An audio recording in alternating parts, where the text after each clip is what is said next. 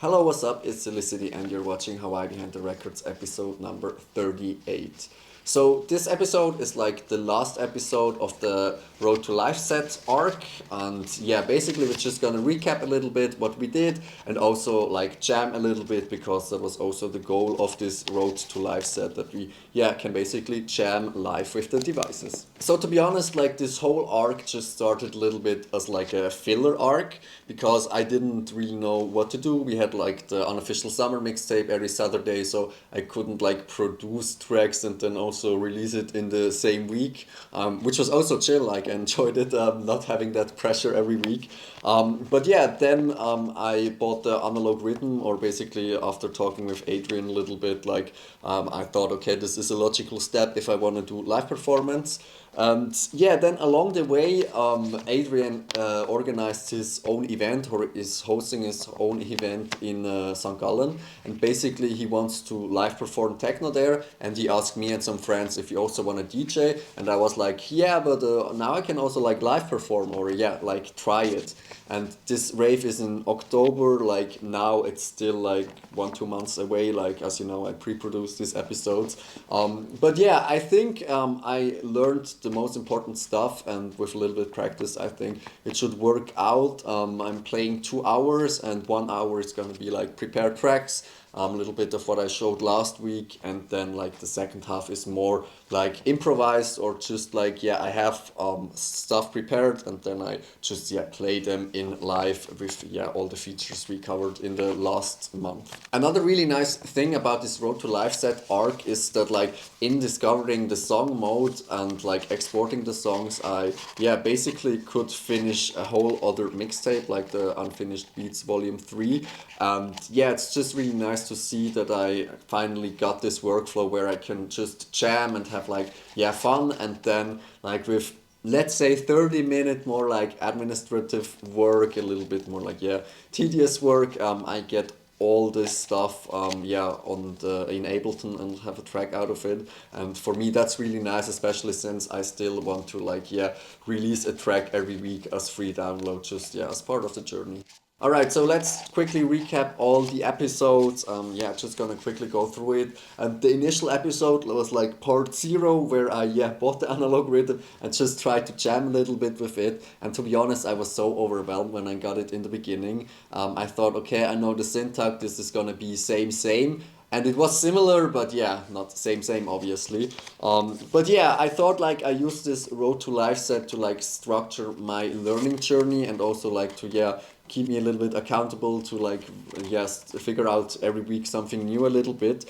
I started quite easy with like just creating a bass pattern, because this was literally something I knew from the syntax. This was like the same basically. And then like in the next couple of episodes I wanted to use like the sample feature more. So the really cool thing about the analog rhythm is that each voice can have like a sample additionally, or you can just play the sample, and this just allows for like special sounds and also special modifications of the sounds.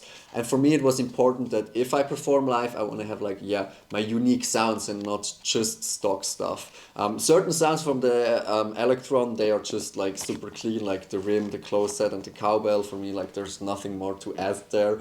I just have to see that I not only use them, but it's nice to have some specific layers. And we covered like the can opening and stuff like that, where I just recorded in some instruments or sounds. Then I also recorded in the instruments that I had. Also like tried and engaged a little bit more with the devices, like the Microfreak, the Moog Labyrinth, and also just the syntax for nice kick drums. Basically sampled that in, and then also some serum basses to have like this more modern sound, I guess. And this was fun, like stretched this across like 3 episodes, and for me this was also just like a little bit too brief, because I didn't really know how to approach this whole live thing. And with the samples it worked out fine. And then basically it was already song mode. So when I talked about some of my friends or people that also like live perform with devices, they kinda detest a little bit the song mode, or Yeah, they are more like, yeah, it has to be like all freestyle and like just in the moment and everything. And I understand that, I fully agree. But for me, it was like just to get started, it's nice to have a structure that guides you a little bit. And coming back to like my approach or my, yeah, just vision of posting every week like a free track for download, it's like, yeah, more chill when I can use this song mode to actually get a song out of it. And yeah, the songs don't have to be the craziest songs ever. They're for free. And yeah, it's just nice to have this workflow. And then also the next episode, basically, yeah, we just exported everything, and this was really important. Like, it's nice if you have a song on the device and you can press play and it plays the song. But then also like having it in Ableton and being able to like fine tune everything. This already covers like the first half of the arc, and this was more about like, yeah, the Unfinished Beats Volume 3, like getting those sounds ready. And then the second part now that has been over the last month or something was like, yeah, the live performance features. So what if I just like have a pattern and some voices, and then yeah, I perform with that. And the most simple form was just like muting and unmuting the voices and using the mixer's effect to like, yeah, have a little bit more drop or transition vibes. And yeah, this is nice, but like still you need some more features. And then basically I went into the features of the devices. The first was the scenes on the analog rhythm. And basically, yeah, it was nice to have like this high pass filter and everything. But for me, it's like, yeah, I need scenes that really add value, because if I just like have a high pass filter, now that I have the audio routing here on the mixer, I can just do it here and it's easier. I don't always have to program it, and it's a way that I'm used to from like, yeah, actually DJing, to just do it like this. And I think like along the way I will see a lot of scenes and features that can be nice, especially just like changing the voicing of the percussions or maybe some set basses that I have. But yeah, I have to see what I need, because for the live approach I also want to keep it simple and really just add in the things that I need, and that's also for the performance pads. So it's nice that you can also like have a delay or reverb or basically whatever you want on just one voice. But I can also do it on the mixer, and yeah, most of the times it's not that bad if it affects like all the percussions. But as the songs get more complex and stuff, I think this will be really useful. But again, like for my really first live performance, I really just, yeah, want to keep it simple so everything works. And then yeah, the next episode was basically Q links and XY effects on the MPC, which is also again a nice way to just like affects certain voices and not everything like I'm doing in the mixer. But yeah, again, like this whole cutoff and things that you can do with the Q link, for me it's more intuitive to just do it with the mixer, or at least yet. Then yeah, if I really need to just affect one voice, it's nice to have this feature. And also the XY effects can be nice, especially the tape stop. But the little bit of an issue is that it just does it on the MPC. So right now, if I would do a tape stop on the master, the drums would still continue. I think there is a way where you can like reroute or route it differently, and you can do it. But again, like for the first performance, I don't think I need this, and this will come on later stages. Yeah, so this brings us already to like, yeah, last week, where we discussed a little bit the audio routing. And to be honest, like this audio routing, especially with the channels, made it easier for me, like I already mentioned, to not have that much scenes and stuff, because the style that I like to do drops and stuff, it's like already how I DJ'd. So like in all the Padawan mixes, also the early mixes, it's always kind of similar, or I'm trying out the effects. And also at the end of the day, there are only so many effects. Like if you trigger them on the mixer or on the device, it doesn't really matter. It's just more now about workflow. And yeah, it's cool if you like press things on every device, but if it's not synced or it's a little bit off, then it's not so nice. So I had it often on the MPC that like the muting didn't work. Like I pressed it and it muted it, but it reset the loop and it unmuted it. And this just like, yeah, fucks me up. And then it's just still if I can do it here and have it clean, especially with the things that I need. And yeah, this was really nice. And then I also showed like, yeah, different approaches of live performing. So like I mentioned, the first half of my 2-hour live set is gonna be like just tracks that I had audio routed and prepared in Ableton. And then the second half is gonna be more like patterns prepared, and I'm just gonna perform them. Yes, this is basically the Road to Live set arc, but just because the arc is over doesn't mean that I like have mastered everything. I just saw like how much more there is to do to like, yeah, get where I want to be or where I feel like comfortable like performing live. I also know I just need to get out there and do it. You only get better with practice, and this is like one of the big things that I also mentioned over the last or basically over the second half of the arc. That's just like practice like all those skills and all those like features to just like, yeah, feel natural with it, so I can just like, yeah, play them and not always have to think, oh no, what is now this, and yeah, get more into a flow state instead of like a thinking state. And what also can help me there is like to just have more sounds and samples. So basically after the first half of this arc, I created a huge Ableton file where I had just like new samples. That's what I'm gonna use for the second half. Or at least the second half of the set, like just those voices. But I know if I still fine tune it a little bit more, find more my sounds, it's easier, because like doing the arrangement of the sounds is really nice with the devices, but I still need to get like those sounds that I really dig. But yeah, like we still have a long journey ahead, and that's also nice to know that. And like basically the last thing that I also want to improve in is, yeah, live performing, like not having patterns prepared, like really, yeah, starting from scratch and doing stuff like a little bit like Mark Rebier and also like Ari at Home, like not exactly like them, they use a loop station, but like in this kind of vibe that you just like, yeah, start jamming and have a track. And yeah, that's basically what I'm also gonna do today to practice this a little bit. So let's start up the devices. The idea is that I basically just use a kit that I already have on the analog rhythm. And yeah, for the MPC, I think I mentioned that already, that I created a chat where I have all the plugins that I like, and then basically I can just ask ChatGPT for some plugins, load them up, and then jam. Hello, please give me some plugins I wanna jam. Smiley. Then let it think. So here, yes, it gives me basically 3 plugins to jam with, like this bass riff, OB slap, dub chord step, and also a lead hook. That's like the most basic thing I need to start to get a vibe. I'm gonna add a screenshot in here, and then yeah, I'm gonna assign those sounds on the MPC, and then yeah, I think we're gonna start. All right, so usually if I would like, yeah, compose or perform or like live jam, I would use like the key 61, because like, yeah, I have more space to play. But yeah, I think for now it also works just with this one here. I can connect it directly to the MPC. And yeah, let's listen into the plugin. The first one was the bass. Okay. Then this was the chord step. Okay. Works. And then here the plug.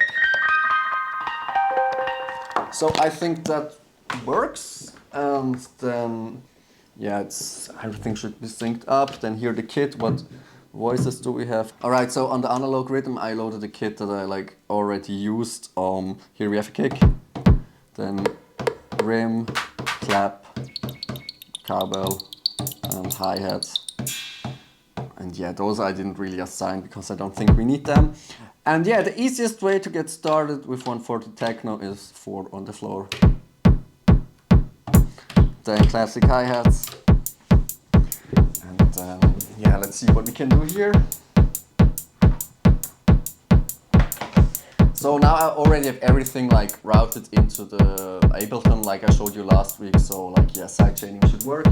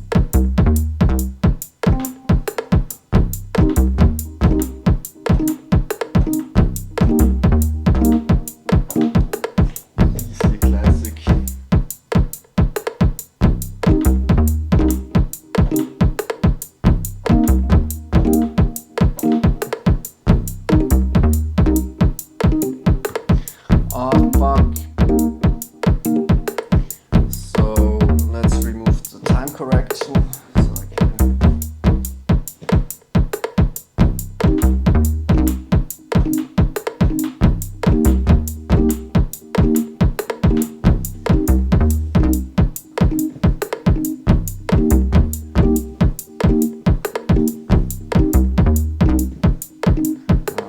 why did this take?